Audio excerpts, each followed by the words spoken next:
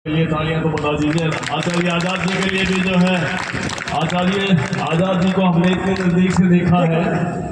जो शरीर था, मतलब कांग्रेस की सरकार थी, हुड्डा गवर्नमेंट थी, उस समय इनको लगभग जो है शरीर की सारी हड्डियां तोड़ दी थी इनकी। और इनका अगर शरीर अब देखा जाए तो पूरा छलनी है, लेकिन क्या बताएं, बस अंदर का भाव है।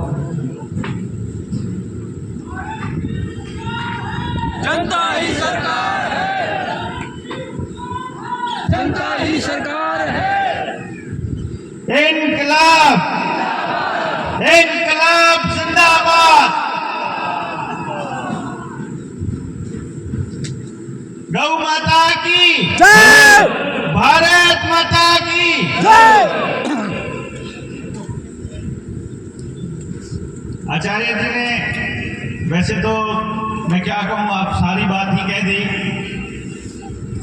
आपको, आपके संघर्ष को, आपके जीवन को प्रणाम करते हुए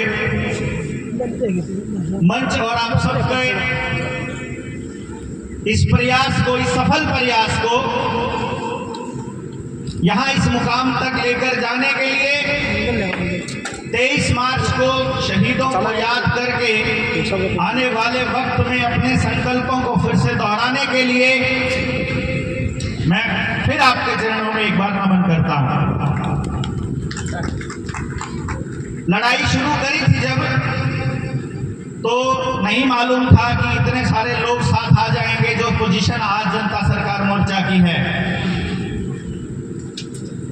गांव में शायद ही कोई गली, कोई घर ऐसा बचा होगा जहां आपका जिक्र नहीं होता। अब एक चीज के ऊपर सारा मसला टिका हुआ है कि आपका जिक्र तो होता है, अब आपका अगला कदम क्या होगा। हमने याद किया शहीदों को। 7,32,000 से ज्यादा क्रांतिकारियों ने अपनी शहादत दी। हम इस 7,32,000 से ज्यादा इस नंबर के ऊपर क्यों अटके हुए हैं, मुझे ये समझ नहीं आ रहा। क्योंकि जिस दिन को हम आजादी का दिन मानते हैं, 15 अगस्त 1947, क्या उसके बाद आजादी मांगते हुए लोग नहीं मरे हैं? क्या जो किसान आंदोलन में 750 किसानों ने अपनी जान दी थी, या इस किसान आंदोलन में जो शुभकर्ण ने अपनी जान दी है, क्या ये उन शहीदों में शामिल नहीं होता है? क्या जो कंडेला के कांड में जो किसानों के ऊपर गोलियां चली थी, या जो मध्य प्रदेश के अंदर गोलियां चली हैं, या जो झारखंड में गोलियां चलती हैं, या जब अपनी जंगल जमीन को बचाने वाले लोगों को नक्सली कह करके गोली मार दी जाती है, क्या उनको हम आजादी के मतवाले नहीं बोलेंगे? मुझे लगता है कि इंसानियत की आजादी की लड़ाई लड़ने वाला हर आदमी उस 7,32,000 शहीदों के पीछे खड़ा है। हर वो आदमी, उस हर शहीद को हम यहाँ इस मंच से नमन करते हैं। हमने 2 चम्मच घी मांगा गांव से। हमने बोला आप हमें 2 चम्मच घी दीजिए।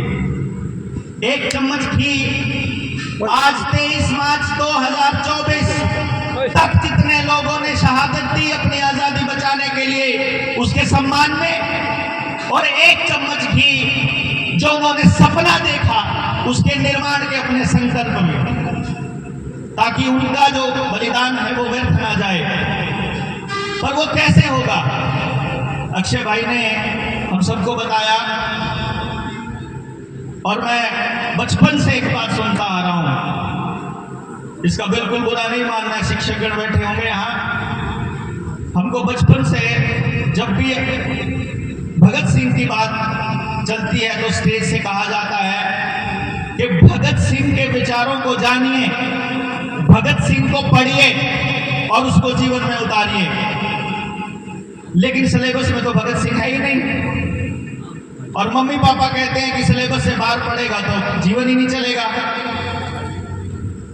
सिलेबस से बाहर पढ़ना हमको सिखाया नहीं, सिलेबस में इसको डाला नहीं, विचार हमको पता नहीं, ना हमको भगत सिंह का विचार पता, ना हमको गांधी का विचार पता। तो हम चल पड़ते हैं, जिसको जैसी विचारधारा के लोग मिल जाते हैं, जो जैसे कन्विंस कर देते हैं, हम उसके पीछे चल देते हैं।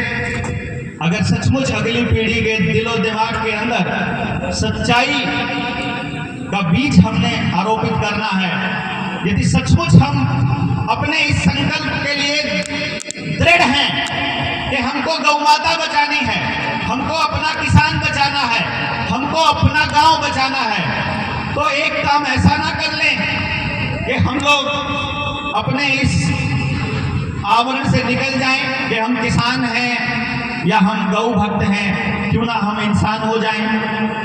पता चलता है इंसान कहने वाला भी जेल में बैठा है। एक ने हमको इंसान बनाया था, वो भी पहुंच गया वहीं पे, तो कुछ और नाम ले लेते हैं, मानव बन लेते हैं, मानवता की लड़ाई लड़ लेते हैं। मानव कब बचेगा? जब मानव का बीज बचेगा। मानव का बीज कब बचेगा? जब उसका खेत बचेगा, उसकी फसल बचेगी, उसके फसल का बीज बचेगा। उसका फसल और उसका खेत तब बचेगा जब उसके खेत में नंदी का बीज बचेगा, जब गाय का बीज बचेगा। गाय का बीज बचेगा तब बचेगा जब हमारे बीज असली होंगे इंसान के, मानवता के। इसीलिए जब किसान ये कहता था कि ये फसल और नस्ल बचाने की लड़ाई है, तो मेरे ख्याल से कोई ही यहाँ बैठा हुआ एक भी योद्धा ऐसा नहीं है जो उस किसान आंदोलन में दिलो जान से नहीं लगा हुआ था, क्योंकि वो समझता है कि ये लड़ाई फसल और नस्ल बचाने की है। और यकीन मानिए, इसको जीतने के लिए आपको विचारों की जो तलवार है उसको जितना तेज करना पड़ेगा, उसके लिए हम अभी मुझे लगता है तैयार नहीं है, मुझे ऐसा लगता है। तो क्या करें? यदि सचमुच हम चाहते हैं कि इस लड़ाई को आगे बढ़ाएं, तो एक संकल्प यहां से लिया जाए। जितने युवा समाज के, खासतौर पे भिवानी के आसपास के एरिया के जितने लोग यहाँ आए, देश भर से मैं देख मध्य प्रदेश साथी आए हैं, पंजाब अपने साथी आए हैं, तो क्यों ना ऐसा किया जाए कि जो नई पीढ़ी है, जो नौजवान साथी हैं, उनके बीच समाज को बचाने के लिए विमर्श चालू किया जाए।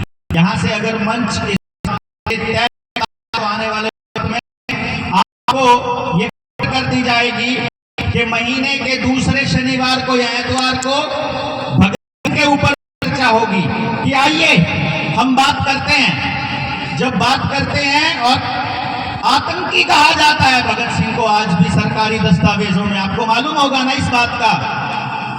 अगर आज भी भगत सिंह सरकारी दस्तावेजों में आतंकवादी है तो हम आजाद कैसे हैं?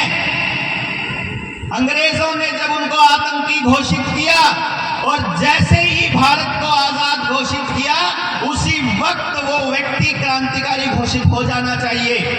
ये तो क्रांतिकारियों का खून था, उनके जज्बे थे कि उनको आज तक क्रांतिकारी बनाया हुआ है। मैं समझता हूं कि लड़ाई सिर्फ इतनी सी नहीं है कि हम एक साल के एक दिन में इकट्ठा हो और एक चर्चा करें और घरों को चले जाएं, सत्ता में पहुंचे। और आजाद जी ने बहुत ही खूबसूरती से एक बात कही है कि वहां जाने के बाद पता नहीं कैसे बदल जाता है आदमी। मालूम है क्यों? क्योंकि वहां जाने की पूरी प्रक्रिया उनके हिसाब से हो रही है, क्योंकि वहां जाने का पूरा तरीका उनका है, काम करने का तरीका उनका है। और याद रखिए, रावण की बनाई हुई व्यवस्था में अगर राम भी राज करेगा तो उसी के हिसाब से राज करेगा। इस रावण की बनाई हुई व्यवस्था को जड़ से उखाड़ना पड़ेगा, जिसके लिए जनता सरकार मोर्चा के लोग घर से निकल करके अपने समाज के अंदर जगए हुए हैं। इसलिए इस संपूर्ण व्यवस्था परिवर्तन की इस लड़ाई में हम लोगों को ये बात सोचनी होगी कि अगर हम अपने बच्चों का जन्म अपनी मर्जी से नहीं करवा सकते, दाई को नॉर्मल डिलीवरी करवाने पर उसके खिलाफ केस होता है, अगर आपको नहीं पता है तो। इस तरह के कानून हैं। आपकी मर्जी से आप गाय नहीं पाल सकते, अपनी मर्जी से डंगर नहीं पाल सकते। मॉडल APLM एक्ट बना दिया गया है। अभी क्योंकि हरियाणा और पंजाब और पश्चिमी उत्तर प्रदेश के लोग थोड़ा लड़ रहे हैं, किसान आंदोलनों के नाम पर हम सड़कों पर हैं, तो सरकार अभी ढीली है। वरना मॉडल APLM एक्ट को जिस दिन सख्ताई से लागू किया तो वैद्य जी बैठे हुए थे, जितने भी गाय पर काम करने वाले, गौ माता पर काम, गौशाला पे गौ के संवर्धन पर काम करने वाले हमारे डागर साहब हैं, नवीन भाई हैं, मैं उनको बता दूं कि नंदी को वन्य प्राणी बनाकर मॉडल APLM एक्ट में रखा हुआ है। जिस दिन इनेक्ट कर दिया, आप बीज बचाने के लिए अपने गौशाला में उसको बांध कर नहीं रख सकते, ये कानून बन चुका है। एक से ज्यादा गाय नहीं पाल सकते, ये कानून बन चुका है। पानी के ऊपर एक बहुत बड़ा बवाल मचने वाला है। जमीन आप अपनी मर्जी से उसका उपयोग नहीं कर सकते, ये ऑलरेडी आपको पता है। तो जब आप अपने जीवन का कोई क्रियाकलाप अपनी मर्जी से कर ही नहीं सकते, तो मेरे ख्याल से मैं यही कहूँगा कि अभी हम आज़ाद नहीं हैं। आज़ादी की इस अगली लड़ाई में हम सब लोग दृढ़ संकल्प होकर एक बात तय करें कि अपने लिए नहीं, अपने आने वाली संतानों के लिए जितना भी पुण्य कमाया जाए उसका फल हमारी अगली पीढ़ी को मिल जाए, और जो पाप हमसे हो जाए इसी जन्म में हम इनको भुगतें और एक अच्छे समाज का निर्माण करें। जो हमसे बन पड़े वो इस जन्म में किया जाए और अगली पीढ़ी को तैयार करें। 8 जुलाई 2024 को मेरा बेटा यशस्वी यहाँ बैठा है, 18 साल का हो गया, हो जाएगा मतलब। अभी मैं कल ही एक जगह बात कर रहा था कि बाप को ऐसा काम करना चाहिए जहां वो अपने बच्चे को ला सकता है। और हम जनता सरकार मोर्चा के लोग, हम इतने गौरव से हम कह सकते हैं कि हमारे साथ इस तरह के लोग जुड़े हुए हैं कि हम अपने बच्चों को आंख बंद करके अपने साथियों के हवाले कर सकते हैं। तो 8 जुलाई को ये समाज को समर्पित हो जाएगा। आने वाले वक्त में बाप बेटा साथ मिलकर इस लड़ाई को लड़ेंगे और शहीद भगत सिंह के सपनों का समाज हम लोग बनाएंगे। आप सब लोग इस मुहिम में आगे बढ़िएगा।